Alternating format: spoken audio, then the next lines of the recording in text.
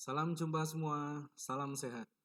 Kami dari mahasiswa Stikes Pantirapi kali ini akan memberikan penyuluhan pada penderita diabetes mellitus dan juga bagi keluarga yang mempunyai saudara atau anggota keluarga yang menderita diabetes mellitus.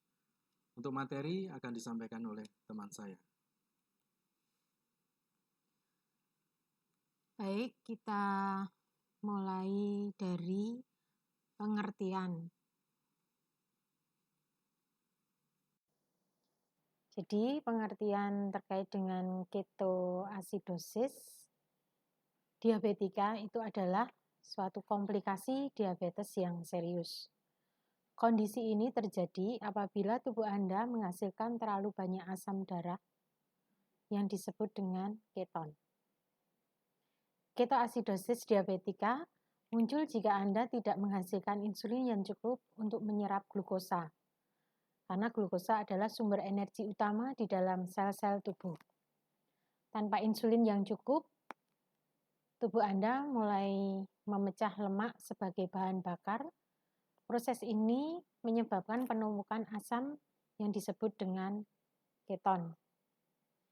Sebelumnya, kita kenali dulu perbedaan antara ketosis dan ketoasidosis. Kalau ketosis itu tanda-tandanya kadar keton dalam darah rendah, kadar glukosa darah rendah, dan ini adalah proses alami yang ada di dalam tubuh. Ketosis ini adalah proses yang aman. Tetapi untuk ketoasidosis itu adalah proses yang berbahaya bagi tubuh, karena kadar keton tinggi, kadar glukosa dalam darah juga tinggi. Penyebabnya apa? Penyebabnya adalah penyakit atau infeksi, sehingga dapat membuat tubuh menghasilkan lebih banyak hormon seperti adrenalin atau kortisol, mempengaruhi kerja insulin dan menyebabkan ketoasidosis diabetika. Kemudian efek dari terapi insulin dapat menurunkan kadar insulin dalam tubuh. Hal ini juga menyebabkan ketoasidosis karena kadar insulin dalam tubuh tidak stabil. Kemudian gangguan fisik atau mental itu juga akan mempengaruhi. Kemudian serangan jantung, penyalahgunaan alkohol dan obat-obatan. Jadi kalau Anda penderita diabetes, tidak boleh untuk mengkonsumsi obat yang tanpa resep dokter. Juga untuk mengkonsumsi minuman yang beralkohol. Kemudian obat-obat tertentu seperti penggunaan kortikosteroid yang terlalu lama dan beberapa obat-obat diuretik. Kemudian Anda juga perlu mengenali tanda dan gejala. Apa tahu tanda dan gejalanya? Antara lain, peningkatan glukosa dalam darah itu di atas 350. Kemudian sesak nafas dan biasanya akan berbau aseton, seperti aseton yang dipakai untuk kuku. Bisa juga kehilangan konsentrasi, linglung, kemudian tidak sadarkan diri sampai dengan koma.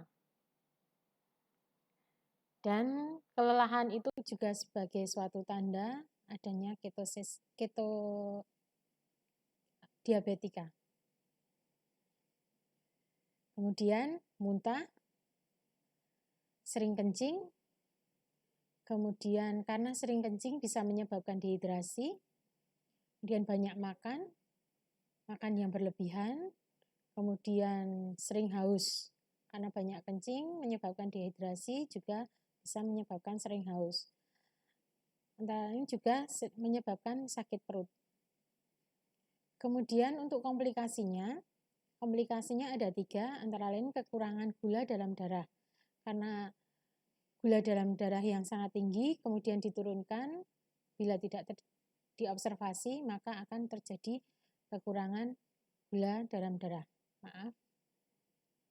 Kemudian kekurangan kalium karena adanya dehidrasi, kencing yang berlebihan, kemudian juga terjadi pembengkakan dalam otak.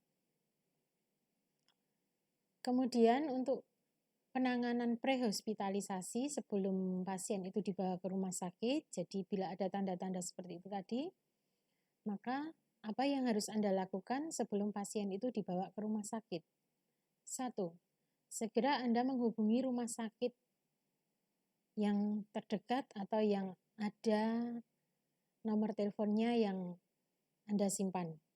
Kemudian sambil menunggu bantuan datang atau ambulans datang, silakan Anda mengikuti instruksi yang disarankan oleh petugas rumah sakit. Bila memungkinkan, segera untuk telepon dokter Anda. Bila pasien mengalami penurunan kesadaran, jadi pasiennya pingsan, jangan diberikan makan atau minum karena bisa tersedak. Untuk menghindari tersedak, miringkanlah tubuh, kemudian jangan diberikan minum tadi.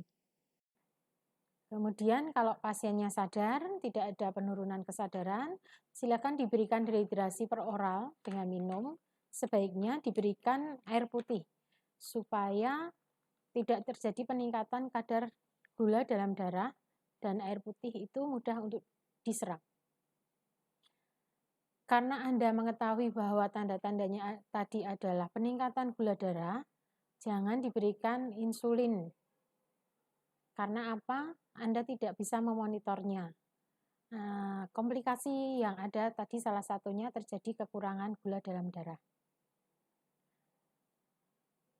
Setelah pasien dibawa ke rumah sakit dan mendapat penanganan, Anda juga perlu untuk melakukan pencegahan supaya tidak terjadi ketoasidosis yang berulang. Caranya, manajemen pengobatan secara baik. Insulin tetap diberikan sesuai dengan petunjuk dari dokter. Jangan sekali-sekali untuk merubah dosis yang sudah diberikan. Dan juga bila Anda sakit, terjadi infeksi, untuk segera ditangani oleh dokter Anda. Kemudian, kontrol gula darah secara teratur. Kalau perlu, Anda menggunakan pengukur gula darah yang simpel. Kemudian, buat jadwal. Jadwal untuk makan, jumlahnya, jenisnya, dan jadwal supaya bisa teratur sehingga gula dalam darah Anda akan stabil. Kemudian hindari stres. Mengapa harus hindari stres? Karena akan meningkatkan dan mempengaruhi glukosa dalam darah. Caranya gampang. Bisa dengan yoga, itu bisa dilakukan, atau meditasi di rumah. Kemudian dengan olahraga kecil-kecil. Terus rekreasi tidak perlu jauh-jauh karena kita masih new normal, itu masih harus jaga jarak segala. Kemudian tidur cukup. Setelah tidur cukup, jangan lupa untuk selalu tersenyum kepada semua orang. Akan meningkatkan adrenalin Anda supaya gula dalam darah Anda selalu stabil. Kemudian juga mencegah dehidrasi. Dengan mencegah dehidrasi, itu akan memperlancar sirkulasi dalam tubuh Anda. Jika sirkulasi darah dalam tubuh Anda baik, maka glukosa dalam tubuh Anda juga akan stabil. Mengobati infeksi secara adekuat. Kalau ada luka di kaki, secara berkala, teman-teman atau Anda lakukan pemeriksaan kaki. Kemudian kaki diabetes dengan ulkus atau luka merupakan komplikasi diabetes yang sering terjadi, sehingga akan meningkatkan keparahan diabetesnya itu, bahkan bisa menimbulkan kematian, dan juga bisa mengurangi kualitas hidup pasien. Jika terlihat tanda-tanda infeksi, harus segera diberikan pengobatan. Anda tidak boleh mengkonsumsi obat sendiri atau antibiotik sendiri, Anda harus periksa ke dokter sehingga mendapatkan resep antibiotik yang sesuai. Hindari makanan dan minuman yang tinggi gula. Ini akan mengakibatkan gula dalam darah Anda tidak stabil. Kemudian untuk yang terakhir, simpan nomor kontak telepon dokter dan pelayanan kesehatan yang terdekat untuk dihubungi dalam keadaan darurat. Ini sangat penting karena